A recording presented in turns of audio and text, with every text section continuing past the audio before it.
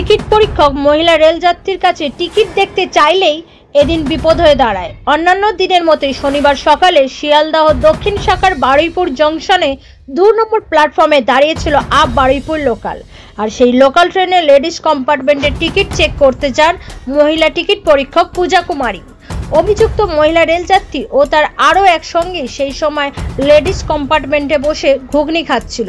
পাশ থেকে কিছু মহিলা রেলযাত্রী অভিযোগ করেন যে এরা সুভাষগ্রাম স্টেশন থেকে সিট দখল করে বসে আসছে।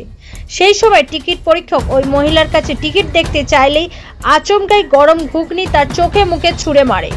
রীতিমতো ভয়ে ও কষ্টে আর্তনাদ করে ওঠেন, চোখ মুখ বিভৎস জ্বালা দিতে থাকে। ওই অবস্থাতেই কোনোভাবে চোখ মুখ মুছে ওই অভিযুক্ত মহিলা রেলযাত্রীকে সঙ্গে নিয়ে ট্রেন থেকে প্ল্যাটফর্মে নামালেই আরপিএফ জওয়ান ঘটনাস্থলে চলে আসেন। অভিযুক্ত মহিলা রেলযাত্রীর নাম জানা গিয়েছে সাইদা বিবি, বাড়ি সুভাষগ্রাম এলাকা। অবশেষে মহিলা রেলযাত্রী সাইদা বিবি স্বীকার করেন যে তিনি ভুল করে ফেলেছেন, আর কোনোদিন এমন হবে না। যদিও মহিলা টিকিট পরীক্ষক পূজা কুমারী অভিযুক্ত মহিলা রেলযাত্রীর শাস্তির দাবি জানিয়েছে।